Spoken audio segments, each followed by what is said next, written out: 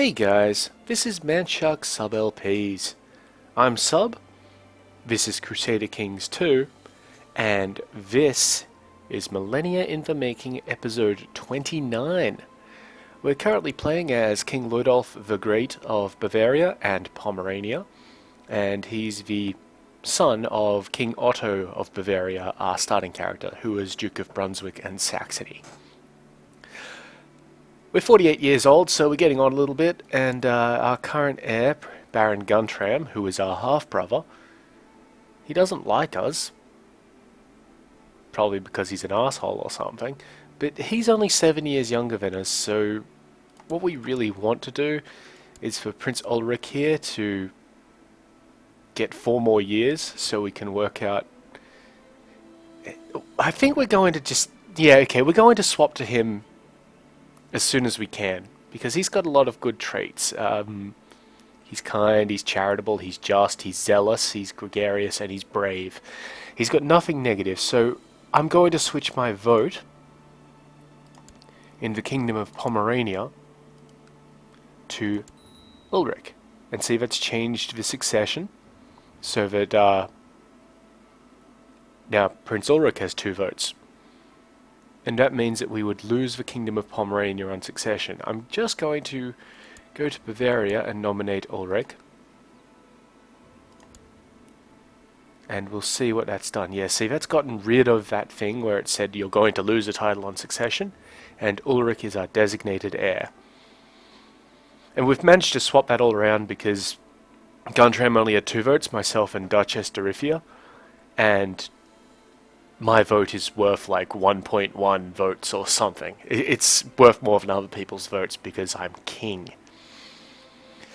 So hopefully other people swap their votes around. Let's just get time started and increase the... there we go. Yep, see, Duke Luitpold, the Corinthian. Oh no, that's the Messian of Pomerania. Now favours Prince Ulrich. So it's a unanimous vote in Pomerania for Ulrich. And, well... there's no voting going on in East Francia. It'd be nice if there was, because then we could vote our guy in. Or try to. And in Bavaria, we're just waiting on some of these people to maybe swap their votes around. One of my errant subjects, Zdenka of Zinowich, has converted to the Catholic faith. Praise God. Where is our bishop? Oh right, we have him down here, so that wasn't our chaplain's doing, that was one of my other guys. We're currently involved in 2 wars. The first one is the Shia Jihad for Anatolia, which is going badly for the Shia Muslims. We'll win that fairly shortly. And we're also involved in the Bavarian-Werlian de jure war over Dimmen, which is this stuff up here. My prisoner Helga Karling is complaining about her dark cell in the dungeon. No, we'll be nice, so, you know, she can go into house arrest.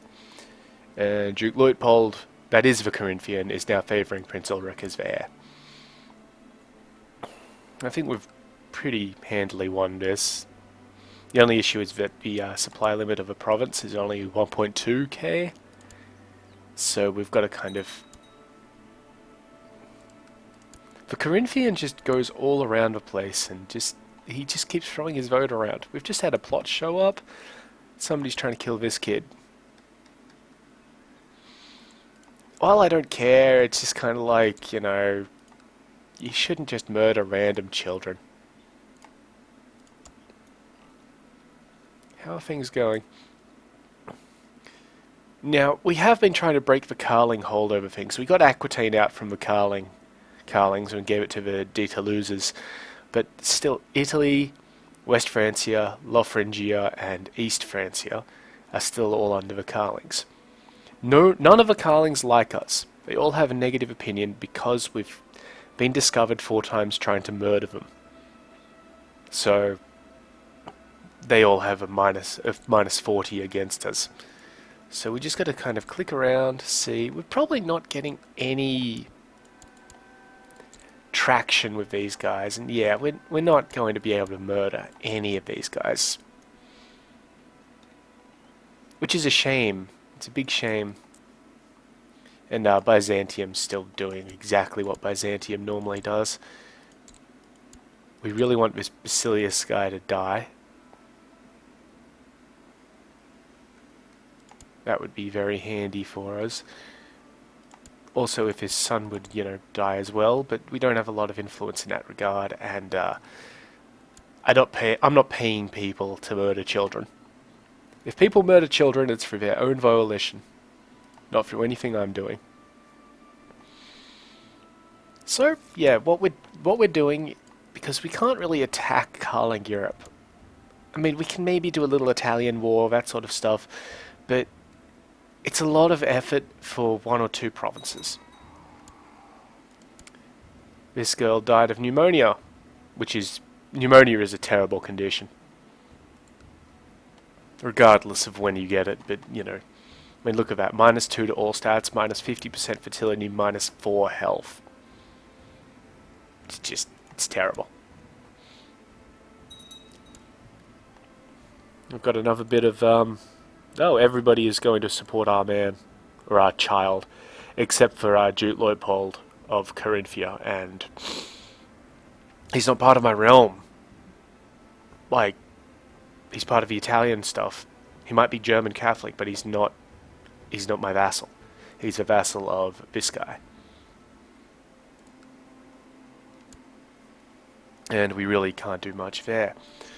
So what we're doing is we're trying to make ourselves more powerful by expanding east a little bit. East and north sort of stuff. Because we're not going to tangle with Hungary just yet. But if we head east and north, we can expand our lands and therefore expand our... What the hell? Okay. King Arnulf II of East Francia, this dude, who doesn't like us, wishes to be married to Wilhelma Immerdinga, who has no claims. She won't get any claims because her father is dead. She's got a huge... What's he missing? Yeah, he is missing learning and diplomacy, and she's going to give him 6 points of diplomacy and 14 of learning. We won't get any sort of alliance out of this. No, we're going to decline that. It just doesn't help us in any way. Why would we do that? But, on to what we were actually talking about. Oh, and now he wants to get married to this one. No, she's very good at spying and shit, so you can fuck off, bro. But what I will do... Let me try and find somebody who is absolutely terrible for him. Lol, this one. No, well past childbearing age, just won't marry her.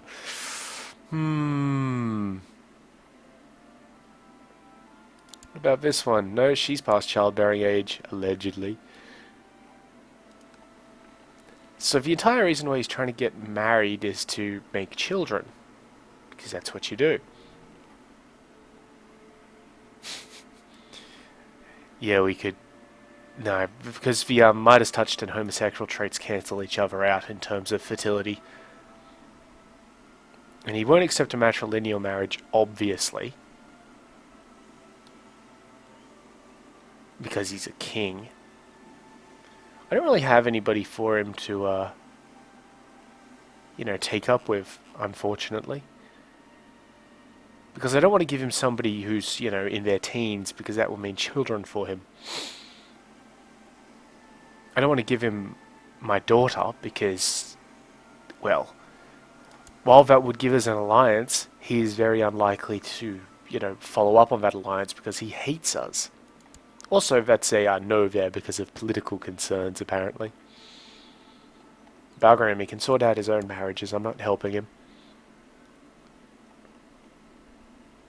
Got a fleet here from Shalland. We are at war with the Shalland?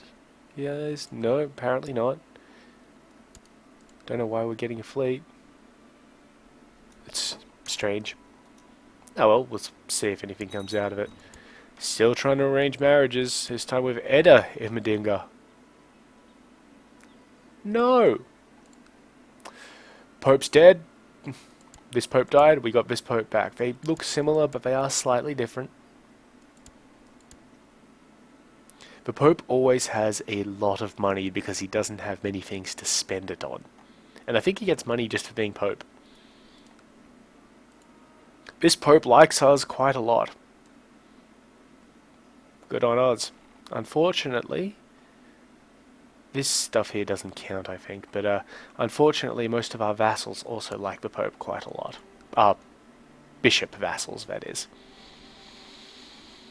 So yeah, we're expanding up into this region to increase the amount of... Oh my god, stop asking me whether you can bang my courtiers. I swear to god, can we assassinate this guy? Because he's getting on my nerves. Almost. Well, I say almost, it's not really. Who else is in the lineup here? Michael Karling. Ooh, it's getting close. 66 isn't bad. And Folkmar Karling. Folkmar Karling's a goer. Invite everybody. Why not? Now, we've just had this army pop up here. The army of King Sigurdar of Shalland. I'm still struggling to understand why we're hostile to the Shalland guys. It could be because Gudrydr of Finn is involved and we are at war with him in an alliance thing. But what we're going to do is send these guys down to beat up these guys. Now, as well as that indirectly helping out the Shalland revolt, which, what's it actually for? It's for somebody else to become ruler of Shalland. I don't particularly care about that, but there is the chance, very slight chance, that we can capture the king here. I swear to God. Now he wants to marry... Oh wow, that would be kind of terrible for us to... Like, she's not a great queen because her stats are terrible because she has the imbecile trait. But she's got 10% fertility from that, 20% fertility from that. At the risk of being offensive, she's kind of the epitome of a dumb slut, so, you know... This is his last choice because she's terrible at being a queen. We might, yeah, we're going to actually give her to him because we won't get anything from her. I mean, she's got a weak claim of the County of Chelly, but it's a weak claim and nobody cares about it. And she's not going to give him a lot of stat boosts. Not that he really needs them, but yeah, okay, we'll accept that. Fine. Take the idiot. So what we're doing here is we're just trying to capture this king guy for our ransom. See if it works. It might not. And we might end up, you know, just killing off a bunch of dudes and having no real effect.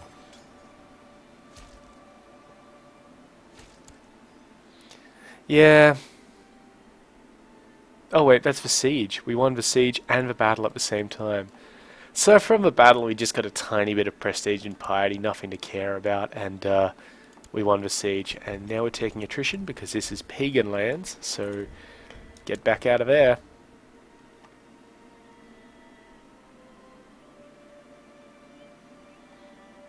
And we are now gaining money. Slight amounts of it. Okay, so this is a city here that we're now besieging, so this siege should go fairly quickly. I could attack it, but I'm very leery of attacking anything when the troop counts as so close. This woman died. Oh, she was the wife of Duke Gerlach, my bastard nephew. Let's see if we can get him married to somebody else. How old is he? He's only 20 years old. We're not going to marry him to another Littlefinger, but we're going to marry him to somebody where he'll be able to...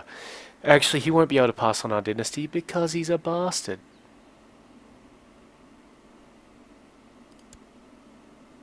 You know what? He can marry whoever he wants.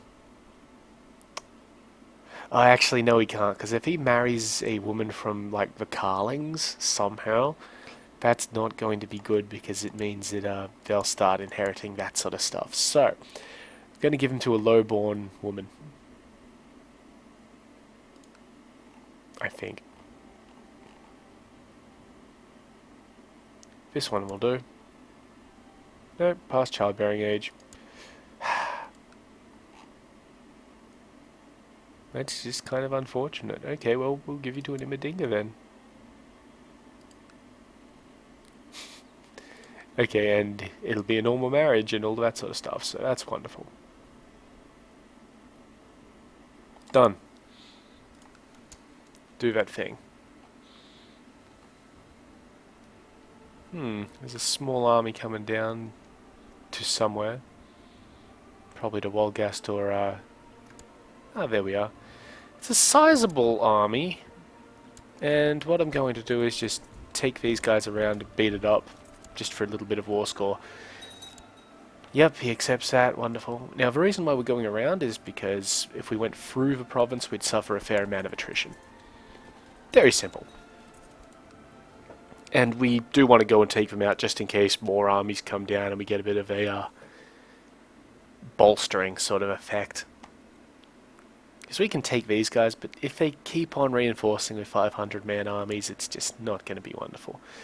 We've almost won, well, we have technically won the jihad down here, we just have to wait for the Basilius to declare his victory, which he'll probably do fairly soon. The AI is not slouchy in winning wars when it has to.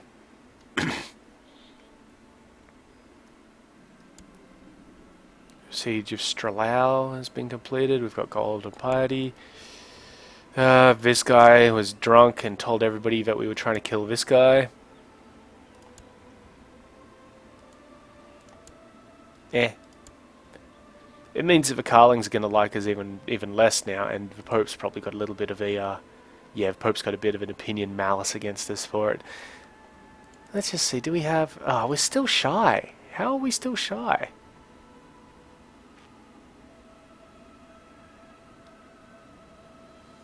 You know what, if we're that shy, we're just going to abandon the plot. There's no point to it. Shia jihad for Anatolia has ended. The Byzantines won. The jihad for Anatolia fails. The greatest, it seems, does not favour the Muslim faithful. After a string of defeats and setbacks, Caliph Ifsa has called off the jihad for Anatolia against Basilius Leon VI of the Byzantine Empire. Pathetic. And we could welcome the Jews back, and we're going to do that immediately.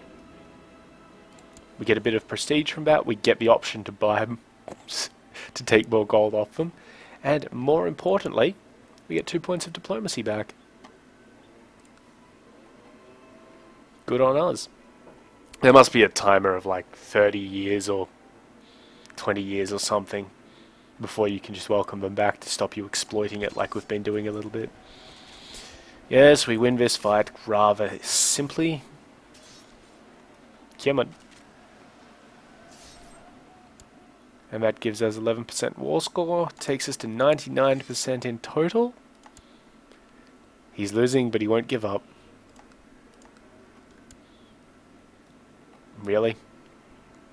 I would have given up by now, I think. Well, I wouldn't have, because I'm kind of a little tenacious when it comes to winning and losing wars.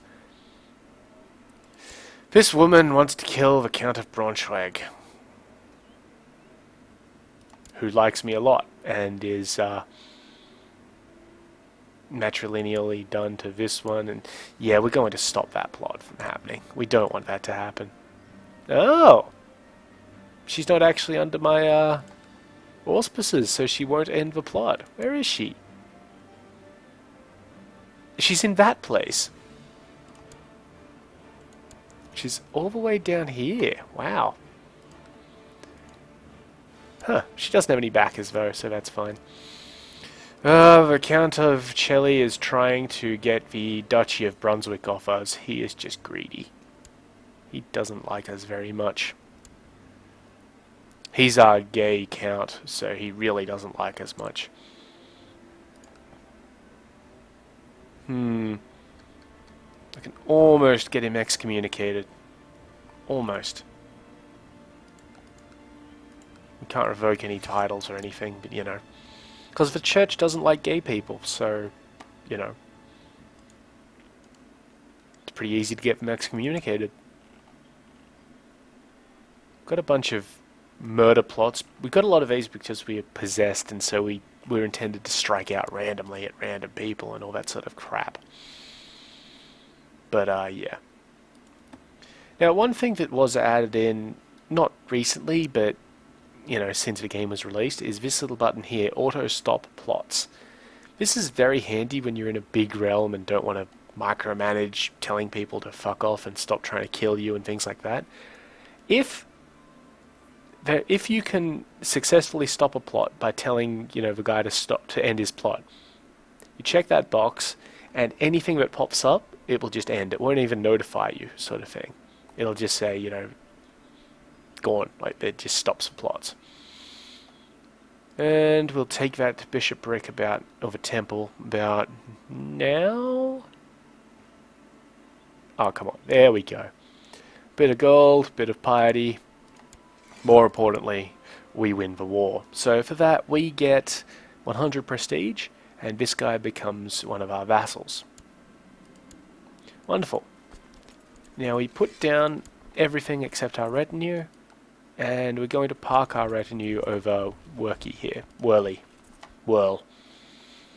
Now, more importantly, he's not going to like us at all because we declared war on him. We have a short reign modifier, we're foreigners, we're infidels, etc, etc, etc.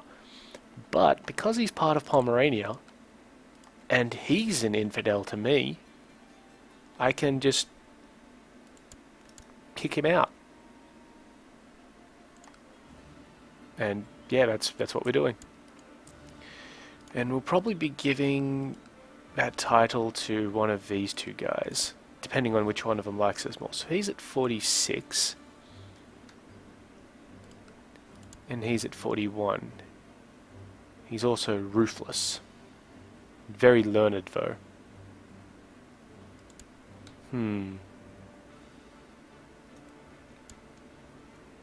Doesn't have a very nice line of succession. Plays for Blessed Virgin. My fierce rival has also become a follower of the new way of Christ. Hallelujah. Okay, so we've got a couple of things. I need to reevaluate our relations, which is... I'm not exactly sure what the effect is. I've never seen this event before. But I believe it'll be that we'll lose the rival opinion modifier against this guy, which, you know, why not? Or love thy rival does not apply in this situation, which is we get the cynical trait, and we get +1 intrigue on top of that. Oh, I think we're going to do that. Because the extra intrigue, it's 3 more points, so yeah, let's do that, and bang, tons of intrigue. Churches aren't going to like us as much, zealous people aren't going to like us as much, and we lose a little bit of piety per month, but we more than make up for that. So, because that's altered how our, the Count of Kempton. Where the hell is Kempton? Huh. This guy is very good at intrigue. He's also possessed and stressed out, but, I think we can work with that. We're going to have a new Spy Master. Because he also wants to become Spy Master too. So, and he likes us, which is even better. So that's kicked up to 17, and we're going to send him down to Constantinople. And hopefully he doesn't get, you know, blinded or castrated.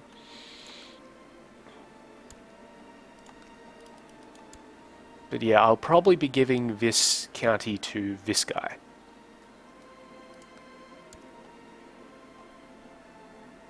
Just because, yep, okay, so he accepted it. I am now Count of Whirl. I don't want to be Count of Whirl for too much longer, because it's got the demence issue.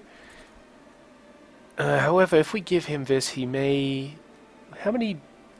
There are 4 counties in the de jure Duchy of Mecklenburg, so giving this guy 2 isn't such an issue, because he still can't form the duchy. He needs 51%.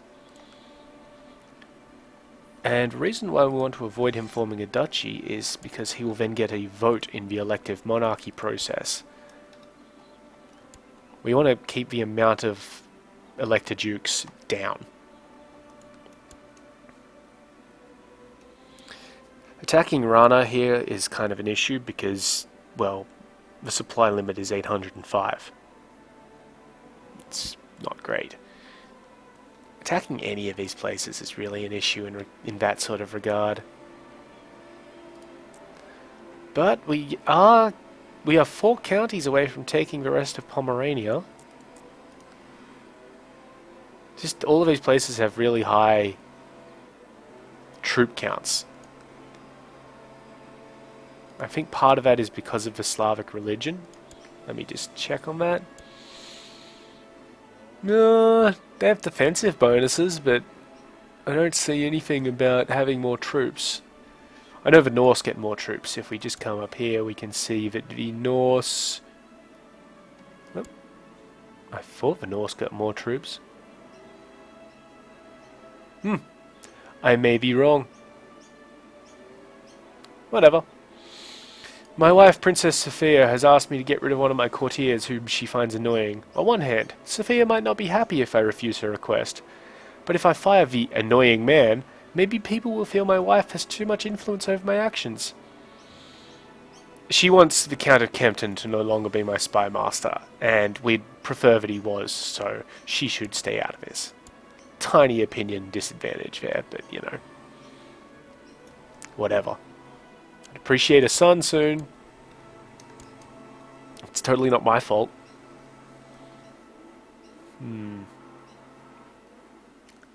So yeah, the sort of expansion into the pagan lands is hitting this sort of barrier of the whole supply limit thing.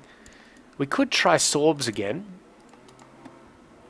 They don't have the Hungarians as allies.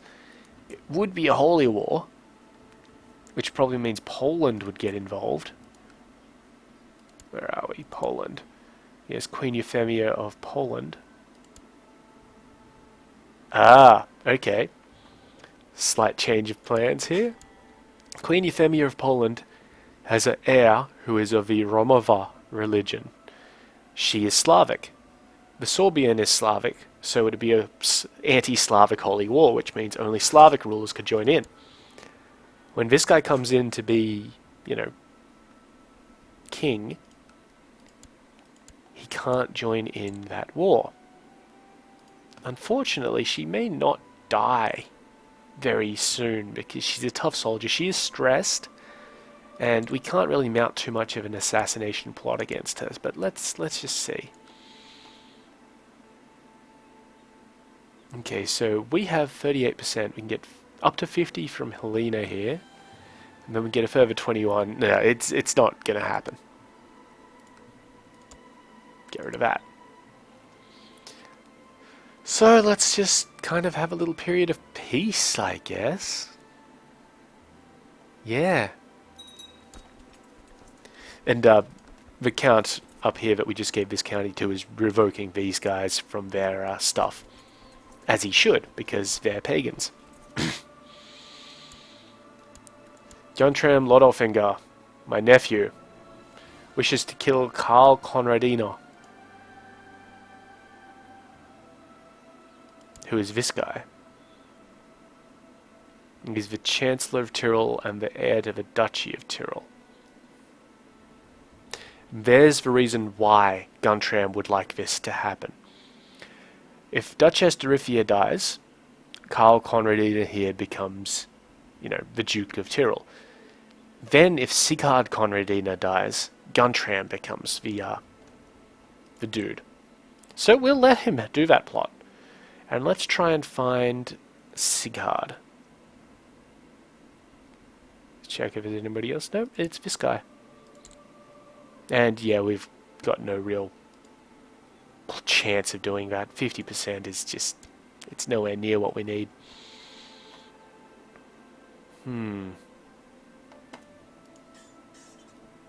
Technology's coming along quite nicely. We could invest in church infrastructure. There's another revocation. But what would that get us? Church and barracks. The church is the same thing as the keep, I think. I'm not sure. Let me have a look. Yeah, the church is basically the same thing as a keep. It gives you me a little bit more piety. It costs a lot to build, but the main thing it does is increase the levy and garrison size. I wouldn't mind getting church infrastructure to free though, because then you get this monastic school, which is cheap, as opposed to the university, which is hella expensive.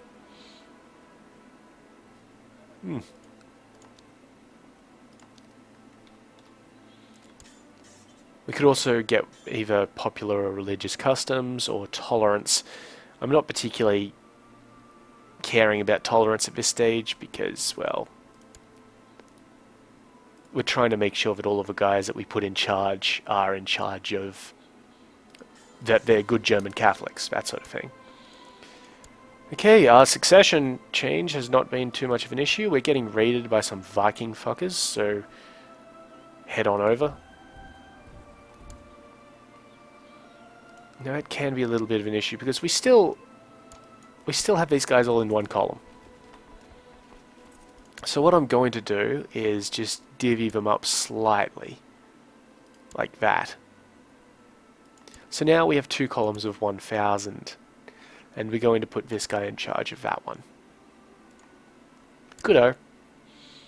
Spymaster loves us. That's really positive. Now we did just take a Slavic county, so you should go to proselytize there.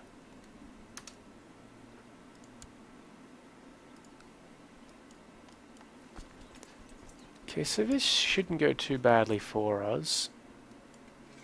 I don't know why I just raised those levies, I sort of misclicked. I was probably thinking of joining them up to these guys just to give them a bit more of an advantage, but odds are we'll chase these guys off. However, the Vigilandian king is in charge of that. We could take the opportunity to go up and sack some barbarian holdings or pagan holdings, but the supply limit is just too small. So what we really, really need to do is pump military organization. Everything's in place for that to be happening. We just need to sort of rely on a bit of chance for that sort of thing. Income's going really well. We're getting a lot of income. And unless I miscount, that penalty for revoking that title at one time, just stop them and have them move again. I don't particularly want to catch them, but we'll just see how that goes. It would be nice to capture the king. Okay, they're one column, so we could have all been in one thing, in the central column, and it wouldn't have made too much of a difference. But because we're flanking, we'll really destroy these guys. Like you can see, they're gone. And where the hell did that come from? Oh, the Duke of Gelre raised his own army to help out. And yeah, there we go. Little bit of prestige, little bit of piety, and military points, all that sort of thing. And they're now headed to Waddenzee, which is the sea zone. Let's just check out our retinues. Yeah, we've got a little bit more points in the cap, but not enough to get anybody else. What we'll try and do is get another, what are these? Another shock retinue and another skirmish retinue, and put them on the right flank so that we have a nice even mix. Yeah, that's right, you nick off. The King of East Francia is trying to get his heir married. To Wilhelmina. No. Bad king. Bad. I guess the advantage there is that we would be putting people in his court who kind of might like us.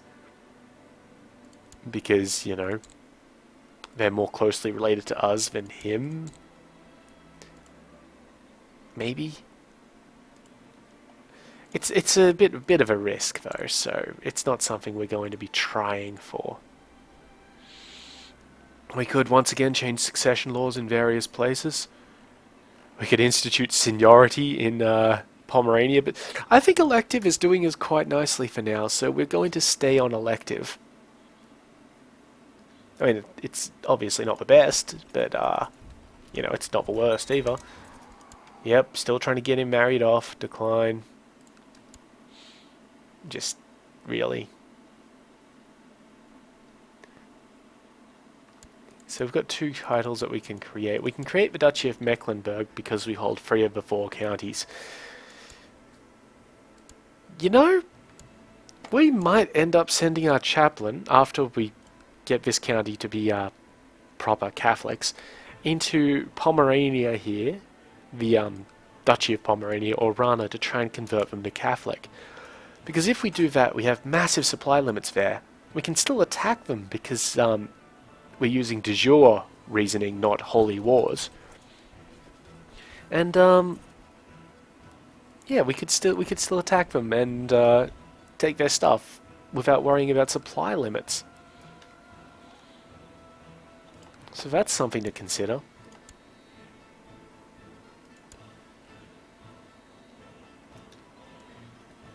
Huh. Looks like the Norwegians are having a bit of an issue with a revolution. Yeah, somebody's trying to become king. Very interesting. How's England going? Scotland's got up. Scotland's quite nice. But yeah, other than that, there's not much going on over there. Oh, there's no way in hell you're marrying my daughter.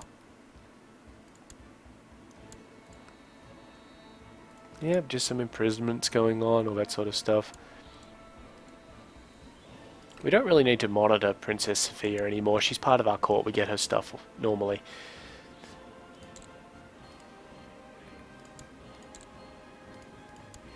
And Princess Theodora,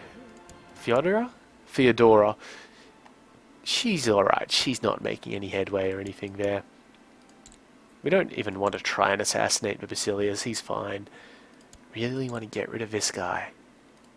Just, massive block to my plans. Seriously, massive block to my plans. Oh, we've got a little bit more on Romanos here, I think. Let me just have a look. Okay, so we've started at 38, so let's call that 38.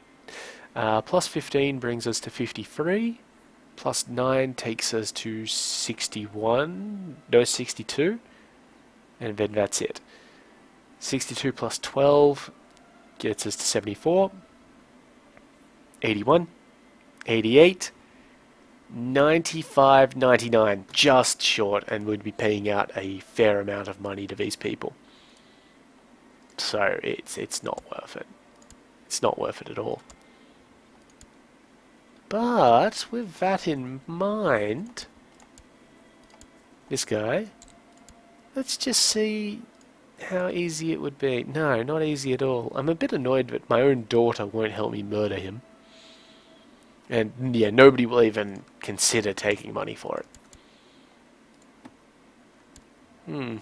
We do have a faction, but it's a very low faction. Really? It's not happening. I should try and get her married to somebody reasonable. Some nice low-born individual, probably. Definitely not any of these Karlings. I wonder how Aquitaine's going. Does Aquitaine have any... Let's have a look at Aquitaine. Okay, he's got a wife, Queen Jean. He'll keep a wife for a while because we can't offer. Prince Menzio is next. Menzio Louis de Toulouse. Wow, great names. We can't really murder him. He's only 7 years old. We're not going to wait 7 years. And we wouldn't be able to matrilineally do this, so it'd be kind of weird. We'll just have to wait on that. But yeah, in the meantime, we do want to get, excuse me, our beloved daughter, Frederica, married to someone. We could order her to take the vows and she'd become a nun and stay in the court and all that sort of stuff, but she wants to marry a ruler. Well, she's not going to marry a ruler, but she is going to marry...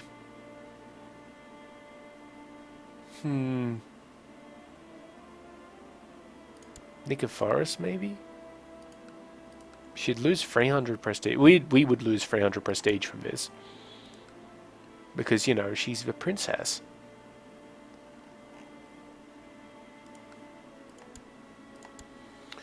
Let's see if there's some poor bastard who will join up and do it matrilineally. Almost anybody that we can get an alliance out of probably won't do it matrilineally.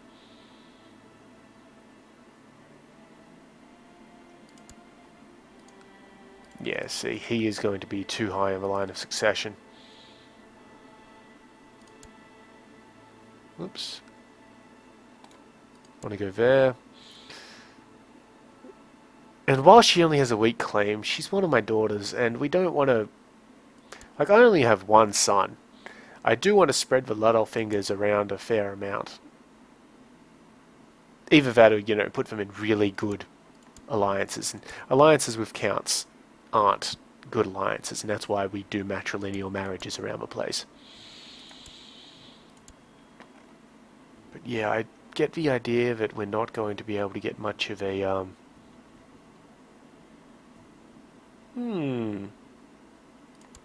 Let me check that. No, too high of a line of succession. Lame. Yeah, so we're probably just going to marry her to a courtier, take the prestige hit. We'll marry her to Nicephorus. Matrilineally. Done. No worries there. Important decisions are available. We could hold a grand tournament. Or we could save up some money and buy some more improvements.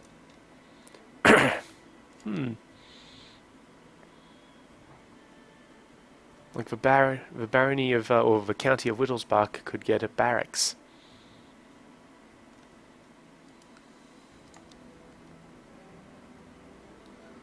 And get a training ground here, and we're saving up money. On that note, though, how are we going with our ambitions?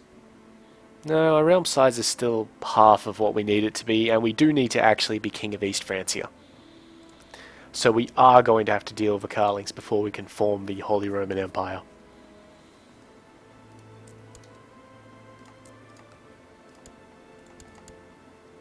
How's this guy doing with his allies? They don't like him, but they really don't like me, so they'll probably join in.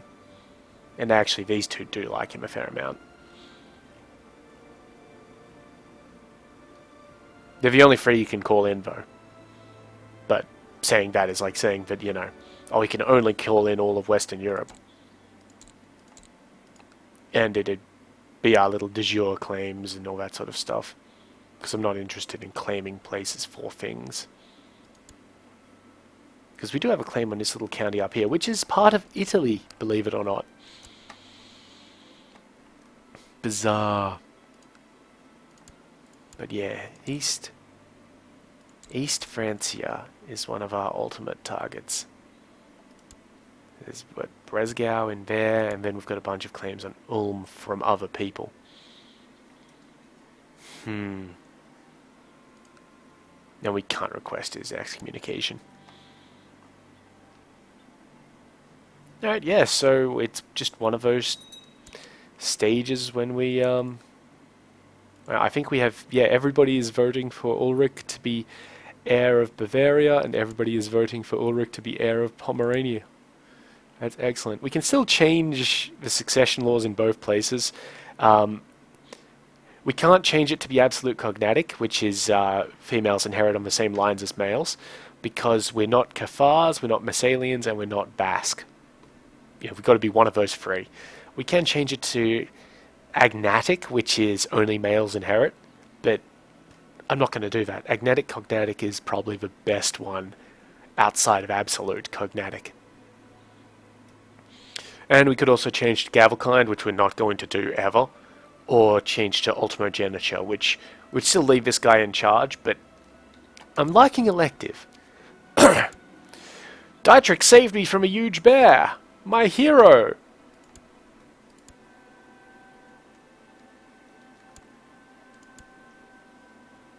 Okay. Thanks, Dietrich. Or Dietrich. I mean, bears are kind of dangerous. The Duke of Corinthia is chucking around his vote like usual. What a vote slot. Yeah, so I think we're going to attack the tribe of Sorbs, though I did want to wait for the... like, for this whole thing to happen with this guy inherits instead. Let's check on Poland's armies. I'm going to say about 1,000 guys. I will be wrong. Yeah, it's probably got a lot more than that, because Pomerania has about 1,000.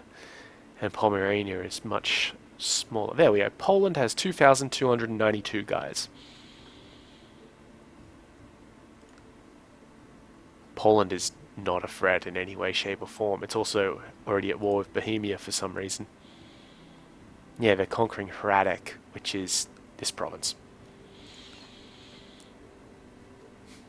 Well, I guess it's time for a war. You can call in Smaland and you can call in Torquay.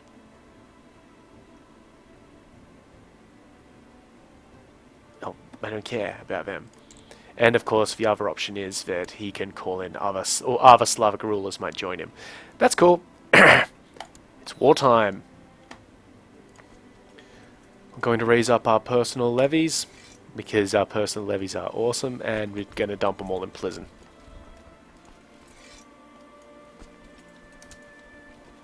And let's just see what happens. Yep, so we've got Sorbian armies moving around a bit. That's fine. Nobody else has joined in yet.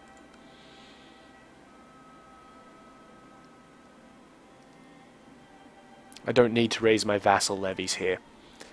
And I shouldn't need to for the duration of the war, which is excellent.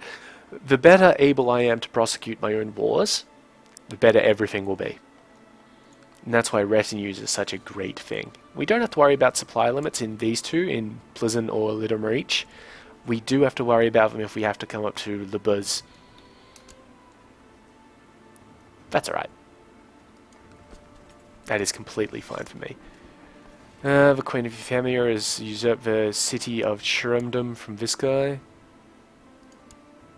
And some other places. Basically, she won her war for Hradec. Not too sure why we got that notification. We're not monitoring her or anything. King of Smaland has been called into the war. This guy, he's all the way up here. He's only got 2 provinces. He's a petty king. He's not an actual king. He's a duke. So really don't care. I'm leading troops in Pleasant. That's not great for us, but you know what? Let's just get me out of there. Put the Count of Anselm in instead, because he doesn't like us. Chief of Torquay is in. He's all the way down here. Really don't care. Something I'm surprised about is that Khazaria still exists. Because Khazaria is the Jewish realm, and they're surrounded. Like, let's just check this. Yeah, see, they're surrounded by non-Jewish states. I think they're the only Jewish state in existence at this point in time. And traditionally, they get absolutely destroyed, just because the Tengri and the Sunni Muslims all start declaring war on them and just taking their stuff. Duke Otto of Brandenburg has created the title of the Duchy of Brandenburg. That's fine, because we'll get that into our own, realm soon. However, it does mean that there's another vote in the Kingdom of Pomerania, in the elective monarchy. And all the troops are in. It's a nice quick siege here. And Duke Otto now favours Duke Leutpold of Messian as the heir to the kingdom.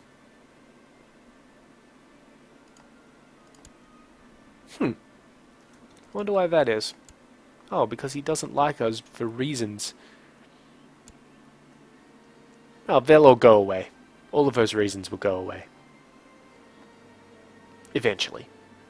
And when he dies, Bernhard Lodolfinger takes control. And then you know we're in for a good time because, you know, Lodolfinger. Okay, so we're losing money again because, you know, we have our stuff raised up. Oh, this guy's trying to kill some other guy. I'm just gonna tell this woman to stop backing her plots.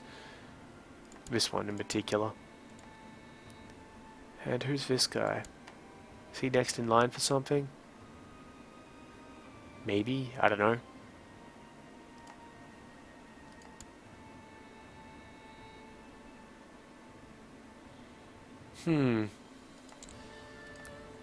Stop your plot.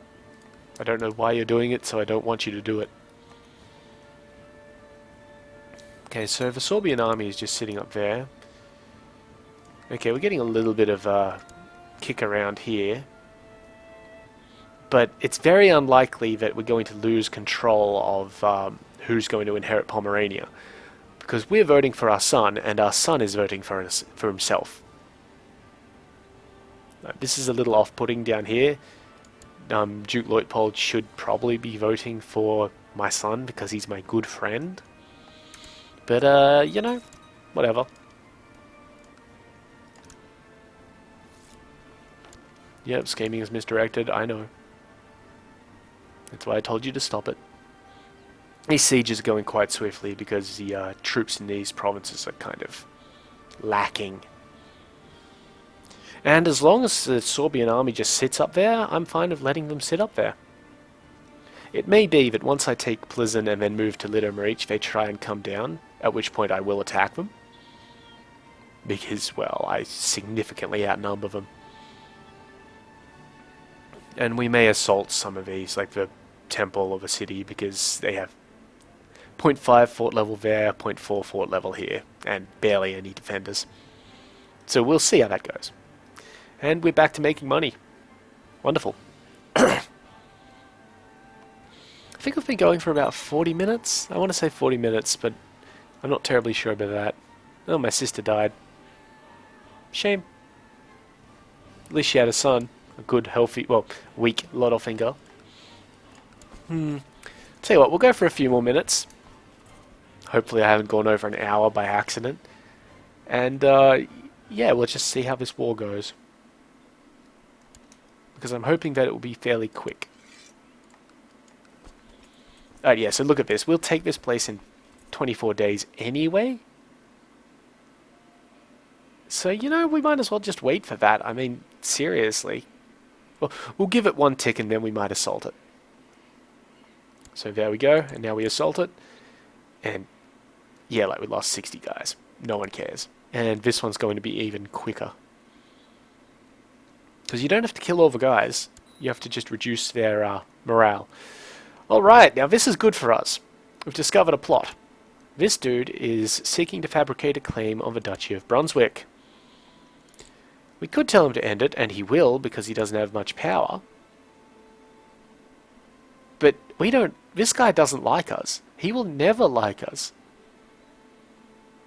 So, we're just going to keep that on hold for a moment, because he is leading some of our troops.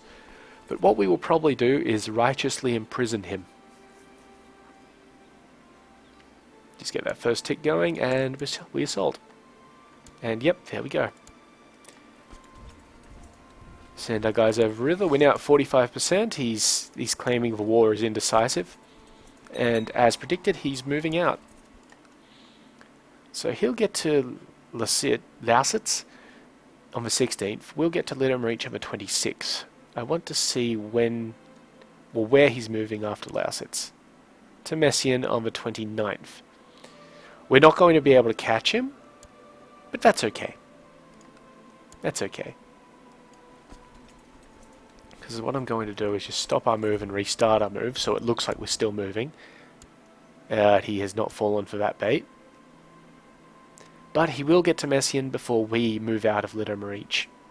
no, move out to Litomeric. So, on the 4th of December, he'll be next to us in a hilly terrain, and he's moving into Pleasant, and so now we've just fucked him. He can't move out in time. And now we have our little fight. Outclassed in every single way. The enemy is. And we just killed them all. 31% war score change. Almost 10 prestige, a little bit of military tech. How about accepting now? Nope, just a flesh wound. Alright, whatever you say, buddy. Whatever you say. And again, of course, we could call the Byzantine guy in, but why would we? This woman wants to kill somebody else. Wolfgang. We've got a lot of plots that show up. You know, I'm getting sick of having to monitor these plots, but I don't want Count Ansem's one to go away. He's only got 27%, so, you know, whatever. But you need to stop murdering. So this is one reason why we say, or why we have it that we don't always have the auto stop plot thing going on. Because if we did that, then we wouldn't have the opportunity to excuse me. We wouldn't have the opportunity to use their plots against them, like by arresting them and things like that. Yep, great. We just got to kind of keep an eye out in case somebody tries to murder us. Or if a plot that we're leaving go just happens to get up a bit. Yeah, so this is going to be a bit slower because this castle's not terrible. But, yeah, we're going to get it. And coming up here and hitting this place wouldn't be better because we can only put 800 guys in that province before we start losing men. So we're just going to let that go, keep on accruing money nice and slowly. There's a Pomeranian army, so I'm guessing the Pomeranians joined in. Yep. They're heading into Poznan. But if they move anywhere down here... Oh, it looks like Poland came in as well. No worries. No worries at all. And there's the Smaland army. That's alright. We're just sort of letting them move around, see what we can get. Rana joined in. It's not a problem. We are superior. And they're probably all going to try and come to Pleasant and take it back. We're not going to try and attack from Litomeric into Pleasant because that means we cross over the Elbe. And that's a huge penalty for us. But we can quite easily get around it and all that sort of stuff. And I'm not so committed to this siege that I have to stay here.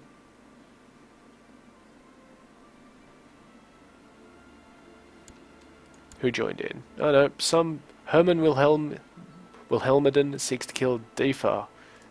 Or Dieter Wilhelmiden. I don't know why.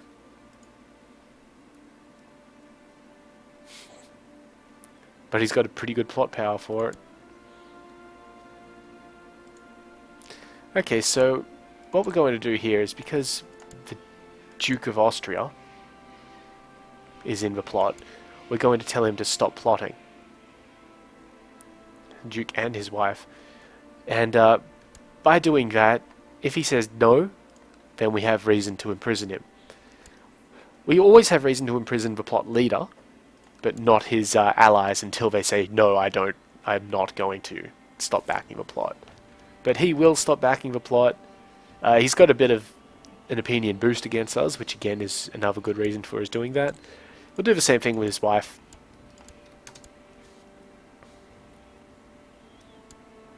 So that's a fairly sizable army up there. Yep, she refuses, and that means we'll just get... Where was he? This guy. Yeah. We'll just tell him to stop it.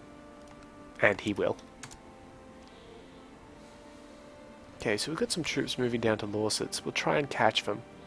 They'll get there on the 26th. There we go. And now we attack up. We'll get there on the 5th. they'll move out on the 10th. So we've caught them. And there's no way that they could reinforce to any degree where we would be concerned. And also, we're pretty awesome too. So, you know. King of Norway got called in. That's alright. Yeah, so they're all in the center column. So they are technically beating our center column, but our flanks are really doing it in. Okay, Count Leutpold died a natural death, and, well, Duke Leutpold, sorry, and that means Duke Bruno here is, now the Duke of Messian. He's a Littlefinger, so that's good. Yes, yes, all of that. And, he did not inherit any of the guy's claims on places. That's cool. No worries there. That's a big army there. It's not big enough for us to be worried about, though. And now they've stopped moving because these guys are running away. Siege of Gorlitz. Oh, right, okay. Because they were besieging one of my places. I got 22.8% war score from that. It's still not enough to kick him up and over. So, we're going to wait for these Poles to get to Litomeric on the 8th, and then we're going to attack them. Yeah, more people voting for my guy in Pomerania. We got a disbanded faction, so we don't have to worry about that. Come on the 8th. We need probably not even a full percentage point to win this. There we go. Send them down. We'll beat them by 10 days. Beat their escape, anyway. And it'll be a nice, easy battle because we're attacking them on plains. There we go. And, well, we significantly outclassed all of their dudes. In numerical and quality terms. Quantitative and quality.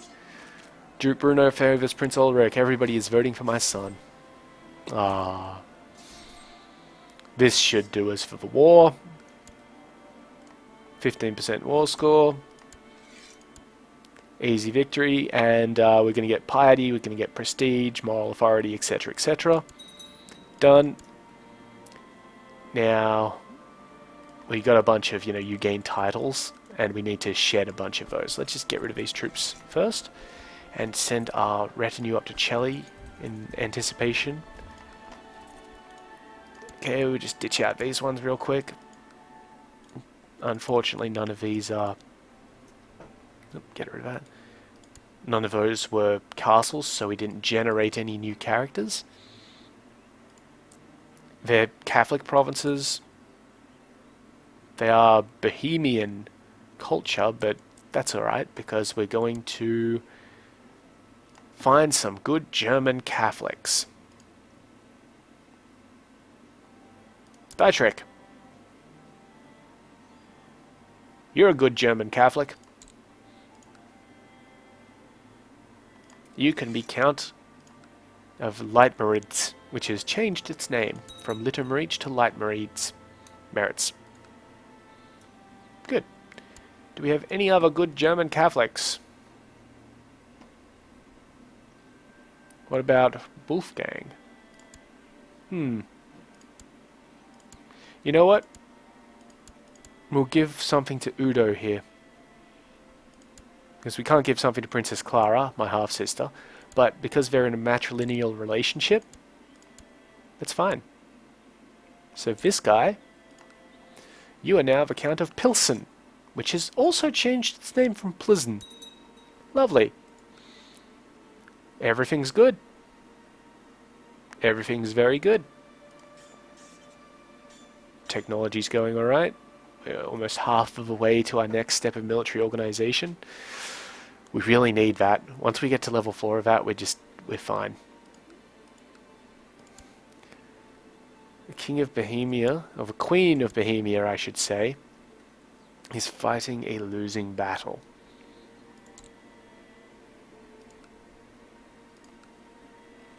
We've got a bunch of claims on Brno, which is her main thing.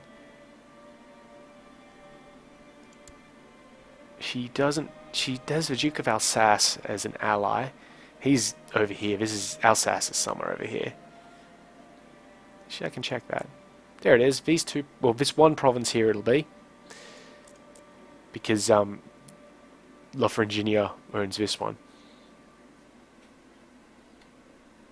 Yeah, okay, so our next war is probably going to be against Bohemia. We won't get, if we declare one of these wars here, one of these casus bellis, we won't get that county as part of our hegemony. That's because these guys aren't related to us, it's not a part of our de jure area, all that sort of stuff. What we could do, let's see, 1, 2, 3, 4, 5, 6, 7, 8. 1, 2, 3, 4, 5. We do have a new plan.